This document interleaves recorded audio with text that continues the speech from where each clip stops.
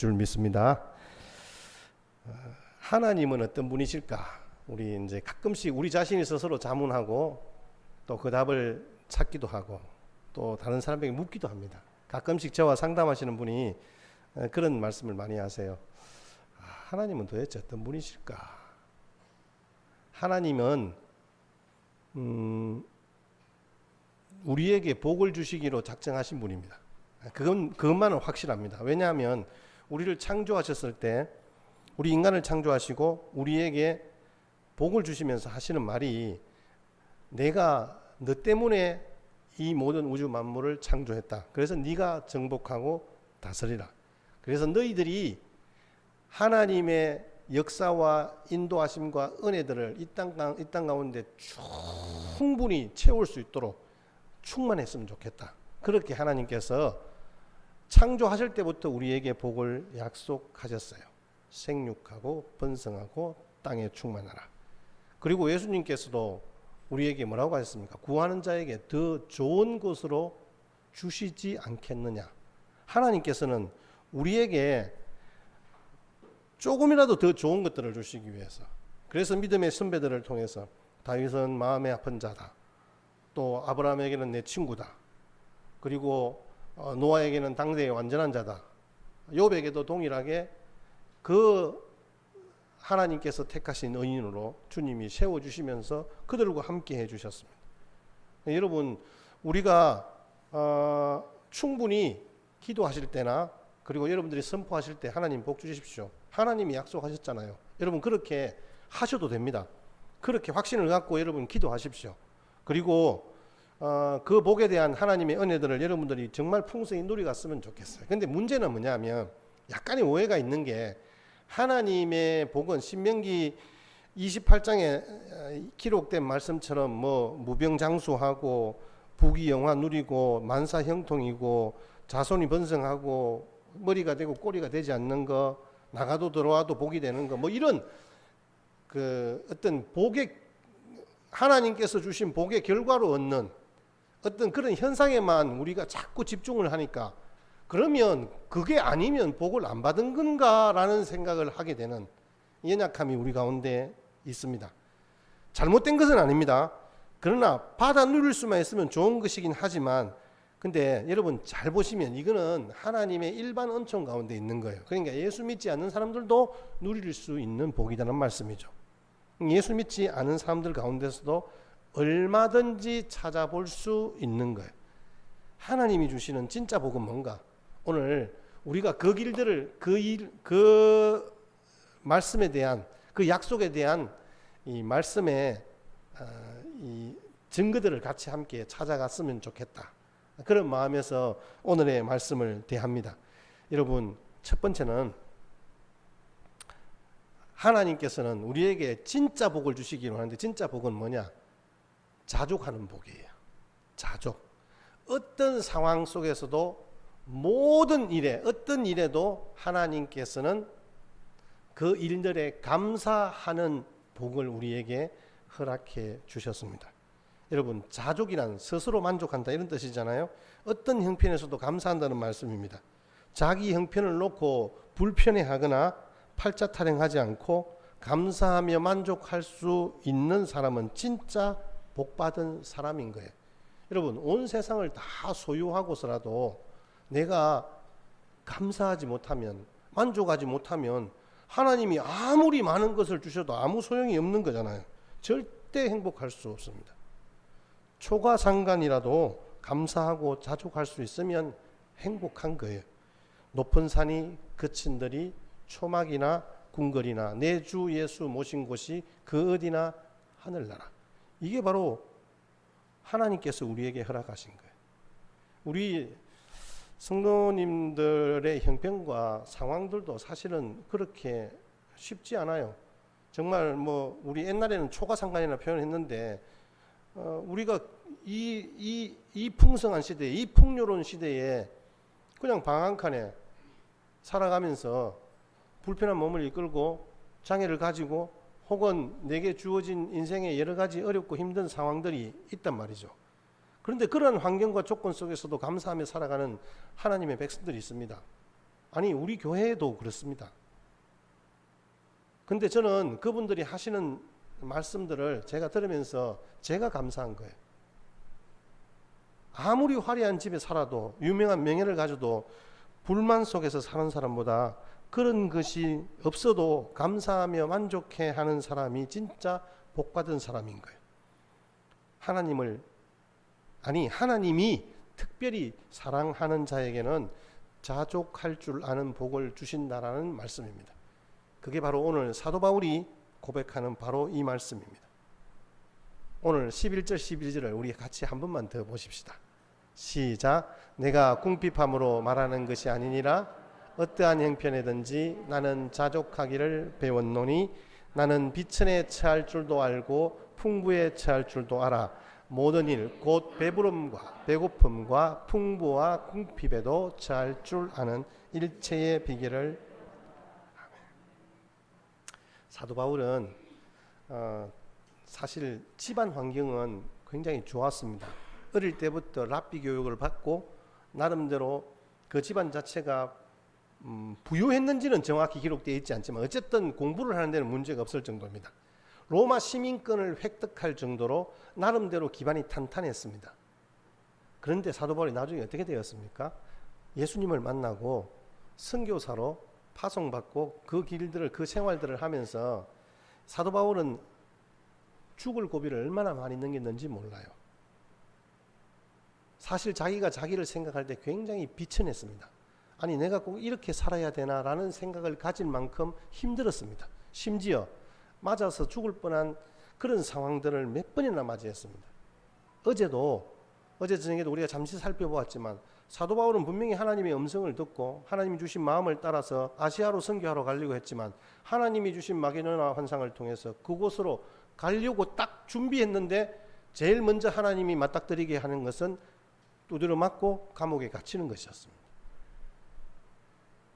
사실 도저히 이해할 수는 없는, 자기의 수준으로는 이해할 수 없는 환경이었지만 하나님께서 사도 바울에게 오히려 찬송하게 하시고 기도하게 하심으로 말미암아 그곳에서 예비된 영혼을 만나고 그 가정을 구원함으로 말미암아 하나님이 원하시는 것은 나의 역사와 나의 업적과 나의 일이 아니라 생명을 살리는 일이구나라는 사실들을 다시 한 번 더 깨닫게 되는 거예요. 그 상황들을 생각하면서 오늘 이 빌립보 교회에 보내는 편지를 사도 바울이 가택 연금인 상황에서 기록하고 있는 거예요. 그러면서 나는 비천에 처할 줄도 알고 풍부에 처할 줄도 알고 나는 궁핍에 처할 줄도 알고 배고픔과 풍부와 궁핍에도 일체의 비결을 배웠다. 그러니까 하나님께서 주신 좋은 환경을 허락해 주실 때도 내가 어떻게 살아야 할지, 내가 정말 굶어 죽을 만한 그런 상황, 다른 이들에게 고난받고 맞아 죽을 만한 그런 상황에도 어떻게 살아가야 하는지에 대한 일체의 비결을 배웠다. 사도 바울은 그렇게 이야기하잖아요. 그러면 여러분, 우리가 정말 하나님께 복받은 인생의 비결을 어디서 배울 수 있단 말입니까? 사도 바울은 일체의 비결을 누구에게 배웠습니까?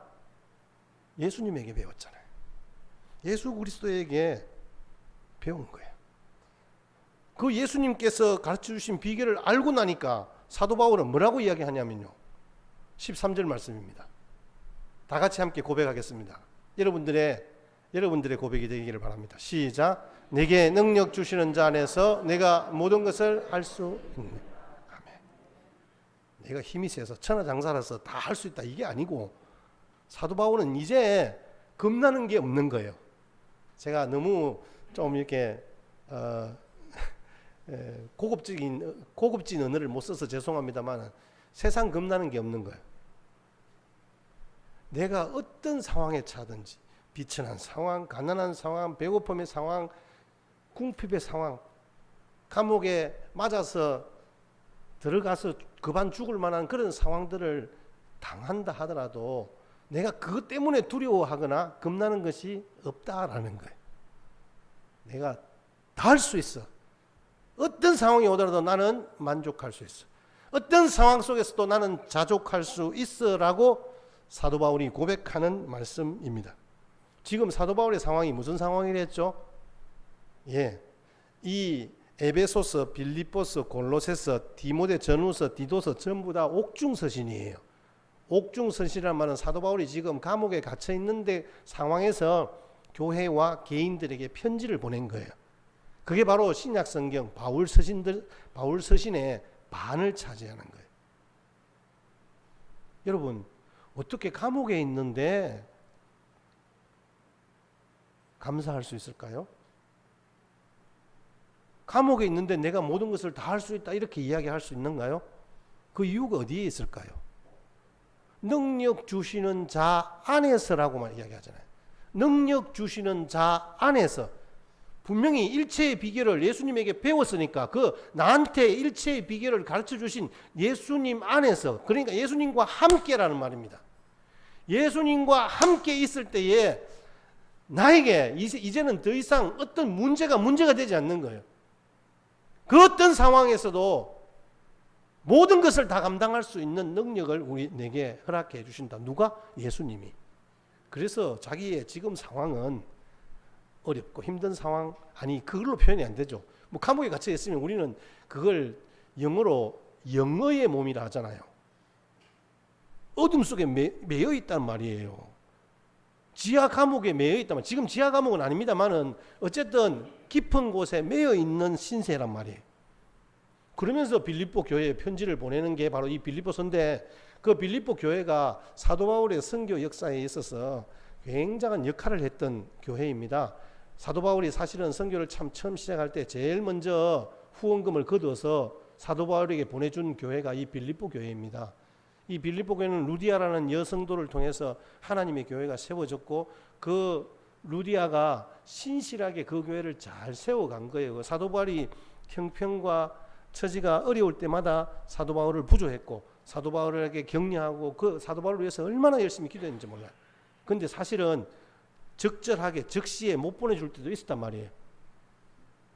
그런데 그것 때문에 너희들이 너무 괴념치 말라. 너무 그 일들 때문에 너희들이 마음 쓰지 마. 왜냐? 나는 너희들의 후원금이 없어도 괜찮아. 하나님께서 나의 길을 여시고 나를 통하여서 이루실 하나님의 역사가 있으니까 괜찮아. 지금 사도 바울이 그 이야기 하는 거예요. 근데 일체의 비결을 배웠다 했잖아요. 궁핍에 처할 줄도 알고 풍부에 처할 줄도 아는 일체의 비결을 배웠으니까 걱정하지 마. 하나님이 계시니까. 너희들도 그 주님만을 신뢰하며 살아갔으면 좋겠다. 이게 바로 사도 바울이 빌립보 교회에 보내는 편지의 전체적인 내용인 거예요. 그래서 결론적으로 우리에게 주시는 말씀이 내게 능력 주시는 자 안에서 내가 모든 것을 할 수 있다라고 사도 바울이 지금 고백하고 있는 거예요. 여러분, 사도 바울이 과연 그렇게 말씀하실 수 있는 근거가 어디에 있나요? 예수님을 만났기 때문에 그렇잖아요. 예수님이 가르쳐 주셨다 했으니까. 그 하나님 대신 전능의 하나님을 제일 처음 경험한 사람이 아브라함이에요. 아브라함이 창세기 17장 1절 말씀에 나는 전능한 하나님이란 너는 내 앞에서 행하여 완전하라 그래. 자, 같이 읽겠습니다. 시작.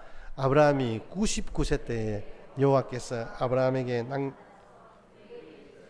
나는 전능한 하나님이라 너는 내 앞에서 행하여 완전. 하나님은 아브라함 앞에서 내가 전능한 하나님이다. 이 말을 하게 된 배경은 여러분들이 아마 이미 뭐 성경의 내용들을 알고 계시는 분들은 충분히 짐작하실 거예요. 아브라함이 아버지 데라의 집을 떠나서 이제 가나안 땅을 향해서 내려옵니다. 근데 그 상황 속에서 지금 아브라함에게 하나님께서 약속하신 것이 있어요. 뭐냐면 땅과 자손을 약속하셨어요. 근데 그 자손은 특별히 네 씨라 했어요. 아브라함에게서 난 자손이에요. 아브라함이 뭐 어떤 다른 것들이 한 것이 아니라 아브라함이 정확하게 아브라함과 사라를 통해서 주신 자녀에 대한 약속을 하셨단 말이에요. 그런데 24년, 25년째가 되는 99세가 되었는데도 불구하고 기미가 안 보이는 거예요. 인간적으로 생각하면 이미 아내 사라도 아이를 낳지 못하는 상태입니다. 그런 꼬꼬 할머니가 되었는데 어떻게 하겠습니까? 하나님이 약속하신 것을 그래도 뭐 어째 이루기는 이루어야 되지 않겠습니까? 그래서 내 종 엘리에셀을 통해서 그에게 우리 가업, 우리의 기업을 물려주면 안 되겠습니까? 첫 번째. 두 번째, 그것도 안 되니까 사라의 몸종 하갈을 취하여서 이스마엘을 낳게 된 거잖아요. 하나님 그거 아니라 그랬는. 그러면서 하신 말씀이 오늘 이 17장 말씀이에요. 나는 전능한 하나님이다. 나는 전능한 하나님이다. 하나님께서 우리에게 주시는 말씀이에요. 자연의 법칙을 초월하여서 당신의 약속을 성취하시는 무한한 능력을 소유하고 계신 분이란 말이에요. 도저히 자식을 낳을 수 없는 나이가 되었다. 그건 문제가 아니라는 거죠. 사도 바울이 이 상황들을 로마서 4장 18절 19절 말씀에 아브라함이 바랄 수 없는 중에 바라고 믿었으니 이는 내 후손이 이 같으리라 하신 말씀대로 많은 민족의 조상이 되게 하려 하심이라. 그가 백세가 되어 자기 몸이 죽은 것 같고 사라의 태가 죽은 것 같음을 알고도 믿음이 약하여지지 아니하였다. 전능하신 하나님을 아브라함은 만났습니다. 그래서 그 믿음이 약하여지지 않았습니다. 큰 민족을 이루어 주시겠다는 그 하나님의 약속이 지금 실제 상황이라는 것을 아브라함은 안 거예요. 죽은 것 같은 몸이다. 그러니까 아이를 낳을 수 없는 몸이다 말입니다. 할아버지 할머니다 말이죠. 그런데 결코 가능하지 않은 것 같지만 하나님은 전능하시다는 거죠. 하나님께서 이 아브라함에게 주신 말씀, 전능하신 하나님이란 말이에요. 성경에 또 다른 인물이 있습니다. 전능하신 하나님을 고백한 한 여인이 있는데요. 그는 나오미입니다. 나오미. 룻기서에 나오는 나오미가 있습니다. 여러분, 이 나오미는 베들레헴에서 살았는데 고향인 베들레헴에 흉년이 들어서 남편과 두 아들을 데리고 모압 땅으로 이사를 갔습니다. 그곳에는 그래도 어느 정도 갑자기 그 유대 땅과는 다르게 흉년이 들지는 않는 거예요. 그래서 먹고 살기에는 불편함이 없겠다 생각해서 갔어요. 근데 거기에서 남편이 죽었어요. 두 아들도 죽었어요. 또 그 땅에도 흉년이 들었어요. 이 상황을 어떻게 하란 말입니까? 나오미가 그때에 비로소 전능의 하나님을 경험하게 된 거예요. 그래서 두 자부에게도 너희들은 너희 고향으로 돌아가라 했습니다. 그런데 맏며느리 오르바는 자기 고향 자기 가족으로 갔지만 둘째 며느리 룻은 나오미를 따라서 어머니의 하나님이 내 하나님입니다 라는 고백과 함께 따라가게 되는 거예요. 이 상황 속에서 나오미가 고백한 말씀이 바로 이 전능의 하나님인 거예요. 아브라함에게 말씀하신 하나님, 전능의 하나님이 이 나오미에게 동일하게 고백되는 거예요. 전능의 하나님이란 히브리어 원어가 엘 샤다이라는 단어입니다. 우리 같이 한번 더 받아하실까요? 엘 샤다이. 엘 샤다이. 전능의 하나님. 엘이라는 것은 하나님입니다. 그럼 샤다이라는 말은 전능하다는 말씀이에요. 나오미는 베들레헴으로 돌아갔습니다. 상황 변한 거 없습니다. 오히려 거기 오면 너무 힘들어요. 마음이 불편해요. 왜 그래요? 집에 그래도 고향에 남아있던 땅까지 다 팔고 모압으로 살기 위해 갔는데 돌아가봤자 거기에는 아무것도 없는 거예요. 사람들이 뭐라고 이야기하겠어요? 저 봐라 저 봐라. 그렇게 비난을 한단 말이죠. 회복의 가능성이 전혀 보이지 않습니다. 하지만 그 상황 속에서도 나오미는 전능의 하나님을 바라보는 거예요. 엘 샤다이 대신 주님만을 바라보는 거예요. 하나님께서 내게 어떤 것을 베풀어 주시는가 보고 난 이후 주시면 전능의 하나님, 안 주시면 아니에요. 여러분. 바로 지금 이 자리에서 샤다이의 하나님을 외치십시다. 가문이 바뀌고 교회가 바뀌고 인생이 바뀌기 전에 먼저 그 관문 앞에서 샤다이의 하나님을 선포할 때 하나님께서 우리에게 그 막힌 길을 여시고 하나님만 신뢰하게 하시는 자족의 능력을 허락하여 주실 줄 믿습니다. 우리 지난주에 살펴보았잖아요. 지난주에 베드로가 밤새도록 고기를 잡았는데 한 마리도 못 잡았단 말이에요. 한 마리도. 그런데 예수님은 뭐라고 했습니까? 다시 나가서 훤한 대낮에 깊은 곳에 가서 그물을 던져라고 이야기를 합니다. 베드로는 인생 살 만큼 살았습니다. 아니 그것도 적어도 고기 잡는 갈릴리 바다에 330척이 있는 배 중에서 그래도 자기는 손가락 안에 드는 고기의 전문가였습니다. 그런데 아무것도 모르는 목수 예수님이 가서 그물을 던지라 한다고 던지는 것 자체가 쪽팔리는 일입니다. 제 표현이 과격했다면 죄송합니다. 진짜 다른 사람에게는 무거운 일이 될 수 있는 거예요. 왜 낮에 고기 잡으러 가는데 물으면 뭐라고 하겠어요? 저 예수님이 고기 잡으러 그물을 던지라 했는데 이렇게 이야기하겠습니까? 그럼에도 불구하고 베드로는 고기를 던졌습니다. 만선이 되었습니다.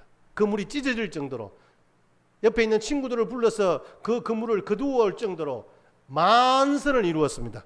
그때의 베드로가 전능의 하나님이라고 외친 게 아니었습니다. 오히려 그 상황 속에서 주님 저는 죄인입니다. 나를 떠나소서라고 고백하는 거예요. 여러분 우리가 보는 바와 같이 그 전능의 하나님은 베드로가 만선이 되었을 때만 전능의 하나님이 아니었어요. 오히려 아무것도 건지지 못했던 빈 배, 빈 그물에 개입하신 전능의 하나님을 이 베드로는 알았던 거예요. 만약에 여러분 베드로가 밤새도록 고기를 잡았습니다. 그때 고기를 많이 잡았습니다. 그럼 집에 갔습니다. 그러면 예수님 못 만났습니다. 예수님을 만나지 못했는데 무슨 복받는 인생이 되고 무슨 전능의 하나님을 고백할 수 있었겠습니까? 밤새도록 고기를 잡지 못했기 때문에 결국은 예수님을 만나게 된 것이잖아요.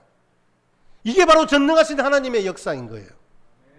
어느 주부에 실렸던 그림이 생각납니다. 주부에 참 재밌는 그림이에요.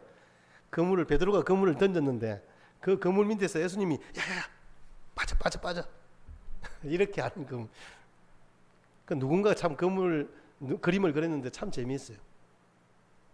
뭐예요? 그러면 베드로가 그물을 던졌지만 고기가 그 그물에 들어가지 못하도록 막으신 분이 하나님이란 말이잖아요. 그분이 전능하신 하나님 아니에요? 어떻게 물고기에게 그 그물에 들어가지 말라고 누가 강요하고 누가 막을 수 있단 말입니까? 당신을 만나시기 위해서 밤새도록 인생의 물고기를 쫓고 계신 그 하나님을 이 베드로는 만나게 된 거예요. 그래서 그때서야 비로소 주님, 주여 나는 죄인입니다. 나를 떠나소서라고 고백할 수 있는 거예요. 여러분, 사랑하는 성도 여러분, 우리 삶에서 물고기가 마구마구 몰려와도 전능의 하나님이고요. 그러나 우리의 삶에서 물고기를 쫓아내셔도 전능의 하나님이신 줄 믿으시기를 주의 이름으로 축원합니다. 영국에서 목회자 세미나가 있었는데 중국인 그 기독교 지도자 한 분이 간증한 내용입니다. 중국 공산당 간부의 부유한 집안으로 태어났는데 전도받고 크리스찬이 되었어요. 그런데 공산당에서 이제 쫓겨났고 이제는 예수 믿는다고 드러났으니까 모든 제공되는 혜택은 다 그냥 뭐 사라져버리고 심지어 감옥에 투옥되게 되었어요. 18년을 감금 생활을 하게 되었어요. 18년. 여러분 그러면 30대에 감옥에 들어갔다 싶으면 18년이면 48이 돼서 나온 거잖아요. 근데 얼굴이 너무 좋은 거예요. 아니 감옥에 갔다 오신 분이 왜 그래요? 라고 하니까 이야기를 하는 거예요. 감옥에 가니까 예수 믿는다는 그런 어떤 죄목으로 잡혀왔으니까 사람들도 뭐 사람 취급 안 하고 거기에 있는 간수들도 교도관들도 힘든 일만 시키는 거예요. 무슨 일을 시켰냐 하면요, 똥 퍼는 일을 시킨 거예요. 인분을 퍼내는 거예요. 지금은 우리 같으면 정화조 시스템이 되어 있고 하면 뭐 아무 문제가 없지만 한 폭이 2m 정도 되는 깊이 2m. 여러분 그러면 그 감옥에 얼마나 많은 사람들이 있습니까? 일주일마다 한 번씩 퍼내야 되는 거예요. 두 사람이 한 조가 돼서 그것을 원래는 퍼내야 되는 거예요. 그런데 그 같은 한 조가 된 그 사람도 너무 힘드니까 나 못하겠다는 거예요. 혼자서 그걸 다 하는 거예요. 들어가서 퍼내는 거예요. 그런데 그 장소가 기가 막힌 장소인 거예요. 그 깊은 웅덩이에서 나를 건지시고 나와 함께 하셨던 하나님을 고백했던 다윗처럼 이 목사님이 다른 곳에서는 소리내어 기도할 수도 없고 찬송할 수도 없는데 자기가 지금 그 인분을 퍼내는 그 장소에서는 아무도 가까이 오지 않으니까 아무리 크게 기도하고 찬송해도 아무도 안 문화하는 거죠. 여러 해 동안 이곳에서 일하면서 늘 찬송하며 영적인 교제를 했다. 나중에는 하도 열심히 일하니까 다른 보직 주겠다 했는데 아닙니다. 나는 이게 좋습니다. 그러면서 그가 좋아했던 찬양을 마지막에 부르는 거예요. 저 장미꽃 위에 있을 아직 맺혀 있는 그때에 우리 한번 같이 한번 부르실까요? 우리 반주자님 한번 저 장미꽃 위에 있을 아직 맺혀 있는 그때에 우리 일부 예배 때는 안 부르는데 우리 같이 여러분 잘 부르시는 분들 계시니까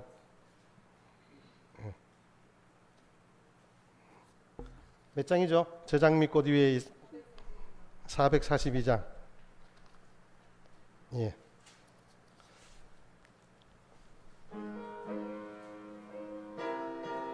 우리 1절만 합시다. 1절만.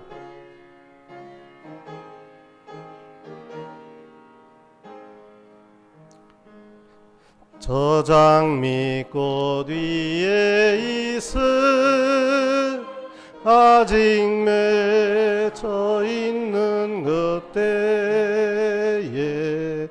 내 떠는 이 소리 들리니 주 음성 분명하다. 주님 나와 동행을 하면서 나를 친구 삼으셨네. 주는 너로 받은 그 기쁨은 알 사람이 없도다. 우리 찬송 한번 가사 한번 띄워줘 보실래요? 한번 보세요. 장미꽃 위에 이슬 맺혀 있는 그때에 귀에 은은히 소리 들리니 주 음성 분명하다. 그 감옥 속에서 인분을 퍼내면서 주님과 함께 교제하며 찬송했던 그 음성, 주님이 내게 말씀하시고 내가 너를 사랑한다, 내가 너와 함께한다 말씀하셨던 주님, 주님이 함께 동행하시면서 친구 삼으신 것을 아는 것, 그게 이 땅에서 누릴 수 있는 가장 큰 복이고 동일하게 그것 때문에 내가 이 세상을 살아가는 유일한 이유와 기쁨이 되는 거예요. 그렇게 살다 보니 육신도 건강한 거죠. 여러분, 이 이야기는 실화입니다. 여러분, 내가 만약 그 사람이라면 어떻게 할까요? 하나님께서 우리에게 허락하신 것은 네가 어려움을 당해라, 그러면 내가 복 줄게, 이런 의미는 아닙니다. 분명한 것은 우리에게 그런 어려운 상황이 온다 할지라도 주님께서 우리에게 감사할 수 있는 능력, 그게 바로 사도 바울이 고백한 내게 능력 주시는 자 안에서 모든 것을 할 수 있다는 의미, 첫 번째입니다. 두 번째는 하나님께서는 우리에게 진짜 특별한 능력을 주셔서 우리로 이 땅에 있는 그 어려움을 뛰어넘는, 또 그곳에서 하나님을 만나는 은혜의 역사들을 경험하게 될 것이다 라는 말씀이에요. 그런 의미에서 우리 13절 다시 한 번 더 고백하실까요? 시작. 내게 능력 주시는 자 안에서 내가 모든 것을 할 수 있는. 아멘. 여러분, 아멘입니다. 테레사 수녀의 이야기입니다. 테레사 수녀가 인도 캘커타에서 고아원 사역을 비롯한 빈민 사역을 했잖아요. 그가 그 가난한 동네에 교회가 꼭 필요하다 싶어서 예배당을 세우려고 우리 여기 예배당을 세우십시다 이렇게 이야기를 했어요. 근데 사람들이 우리가 뭐가 있습니까? 가진 것도 없고 아무것도 없는데 어떻게 하란 말입니까? 테레사 수녀가 동전 한 잎을 꺼내서 돈은 여기 있습니다 이렇게 하면서 그 동전 한 잎을 헌금을 한 거예요. 그러니까 사람들이 웃죠. 아니 뭐 이거 가지고 뭐 어쩌란 말입니까? 테레사 수녀가 지금 우리의 헌금은 이 동전 한 잎이지만 여기에 하나님의 생각을 보태면 무엇이나 가능합니다 실제로 하나님께서 은혜 주시고 그 일로 말미암아서 마을 사람들이 용기를 얻어서 5년 만에 예배당을 짓게 되었어요. 하나님께서는 말입니다. 하나님께서는 하나님의 능력과 은혜와 생각들을 우리에게 얹어주시기만 한다면 우리가 모든 것이 가능케 하시는 그런 하나님의 그 전능의 하나님을 경험하게 될 것입니다. 여러분, 특별하신 하나님의 능력이 어떤 경우에 임할까요? 내가 정말 마지막이라고 생각하는 그때에 하나님의 특별하신 능력이 임해요. 저는 이 특별하신 능력이 임했던 하나님이 우리에게 보여주신 사건이 뭘까를 생각하다가 설교를 준비하다가 홍해를 가르신 하나님이 바로 우리를 그 홍해에 서게 하시는 절체절명의 위기가 오늘 바로 우리가 경험하는 이 시대를 살아가는 저와 여러분들의 삶의 걸음이구나 라고 생각했습니다. 지금 홍해 앞에 선 이 이스라엘 백성들의 모습들을 여러분 한번 먼저 보실까요? 출애굽기 14장 15절에서 17절 시작. 여호와께서 모세에게 이르시되 너는 어찌하여 내게 부르짖느냐. 이스라엘 자손에게 명령하여 앞으로 나아가게 하고 지팡이를 들고 손을 바다 위로 내밀어 그것이 갈라지게 하라. 이스라엘 자손이 바다 가운데서 마른 땅으로 행하리라. 내가 애굽 사람들의 마음을 완악하게 할 것인즉 그들이 그 뒤를 따라 들어갈 것이라. 내가 바로와 그의 모든 군대와 그의 병거와 마병으로 말미암아 영광을 얻으니. 자, 이 대목은 이제 이스라엘 백성들이 출애굽을 했습니다. 그런데 그들이 맞닥뜨린 상황은요, 홍해 바다가 있는 거예요. 백성들은 모세를 원망합니다.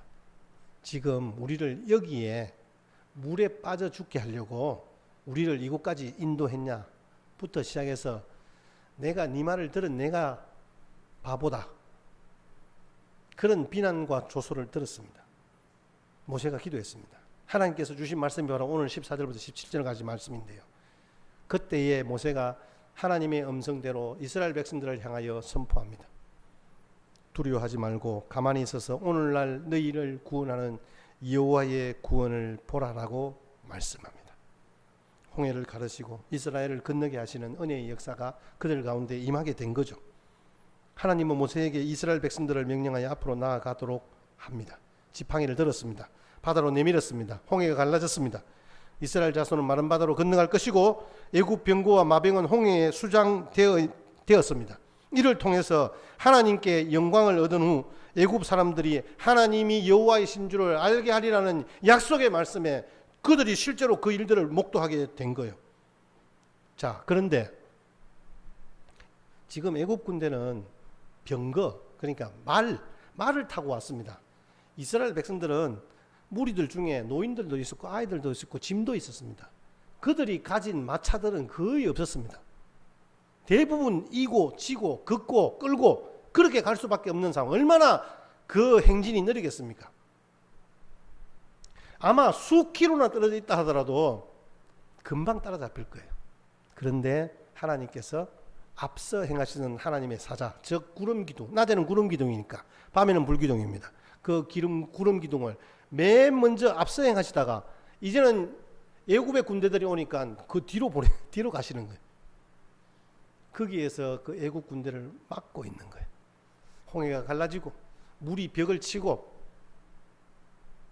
그 땅이 마를 때까지, 그래서 이스라엘 백성들이 건너갈 때까지 하나님께서 그것을 막고 계시는 거예요.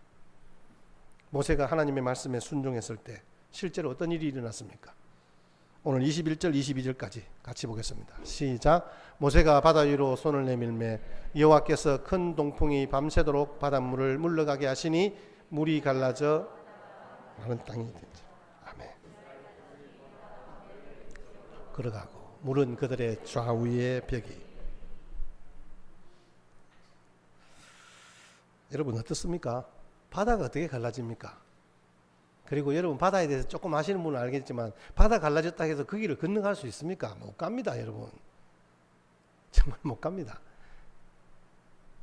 뻘이 얼마나 많은데요. 갈 수가 없어요.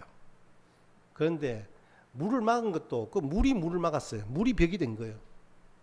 그 땅이 말랐습니다.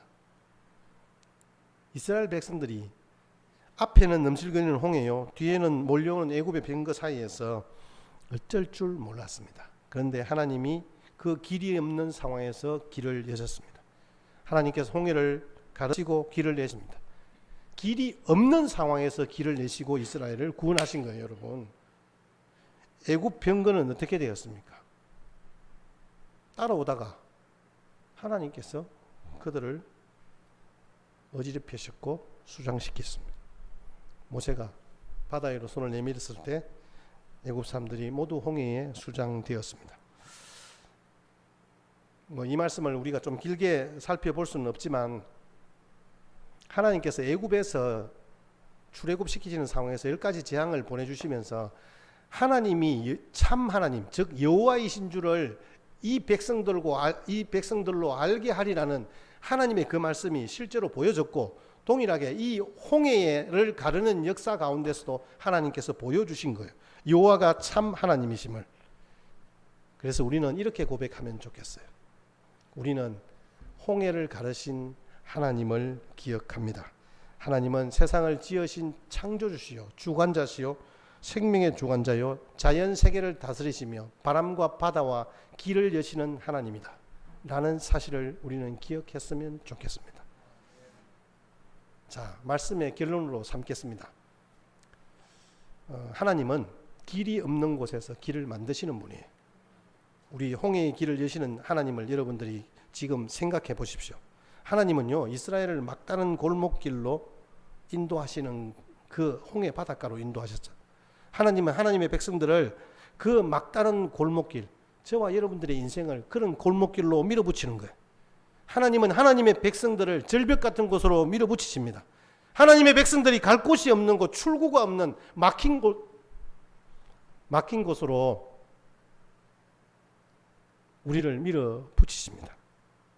하나님은 거기에서 우리를 죽으라고 하신 것이 아니잖아요. 하나님은 거기에서 하나님을 만나라고 하신 거예요. 홍해를 가르시는 하나님은 길이 없는 그곳에서 길을 만드시는 거예요. 그래서 우리를 홍해 바닷가로 인도하시는 거예요. 혹시 우리가 절체절명의 위기의 순간에 서 있는 지금 이 참 암울한 시대를 살아가는 저와 여러분들에게 인간적으로는 아무것도 할 수 없잖아요. 우리의 뭔가 좀 의지와 머리 돌려서 잔머리 굴려서 내가 할 수 있는 게 솔직히 한계가 있어요. 그런데 우리를 그런 위기 상황으로 몰아넣는 이유는 그 홍해 앞에서 홍해를 가르시는 전능의 하나님을 경험하라는 거예요. 그래서 우리는 길을 여시는 하나님만 신뢰할 때 우리에게 복 주시는 그 하나님을 보게 될 것입니다. 여러분들이 그런 전능의 하나님을 모두 만나시기를 주의 이름으로 축복합니다. 그래서 하나님은 하나님의 백성들, 믿음의 공동체를, 또한 하나님의 자녀들을 홍해가로 인도하시기도 합니다. 제가 여러분을 저주하는 건 아닙니다. 그런 어려움을 당해라 이렇게 말씀드리는 건 아닙니다. 우리는 홍해가에 서본 적이 있을 것입니다. 혹은 지금 이 시간에도 홍해가에 서 있는 것 같이 절벽에 서 있는 분들도 계실 것입니다. 하나님이 우리를 홍해가로 몰아넣는 것은 죽어보라는 것이 아니라 홍해를 가르치는 하나님을 만나라는 말씀입니다. 여러분, 우리가 절벽에 서기까지는 우리가 날 수 있는 줄을 모릅니다. 독수리는요, 산꼭대기 절벽에서 그 새끼를 밀어붙입니다. 그 새끼는 두려움에 뜹니다. 엄마가 나를 죽이려고 하나? 아니요. 엄마는 그 새끼가 날 수 있다는 것을 압니다. 그렇기 때문에 이스라엘 백성들이 파도가 넘실거리고 애굽의 병거가 육박하고 있는 그 홍해가에 서게 하신 것은 홍해를 가르시는 하나님을 만나게 하시기 위한 하나님의 위대하신 계획이었습니다.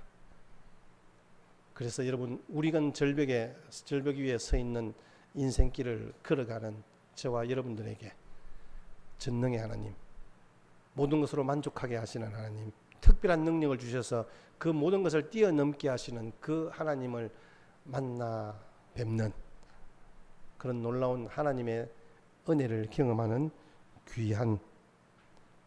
귀하고 복된 인생의 남은 길 되시기를 주의 이름으로 축복합니다. 우리 같이 함께 찬양으로 고백하십시다. 예, 주님, 우리가 절벽에 서 있습니다. 제가 뭐 하면 좋겠습니까? 주님 다시 오실 때까지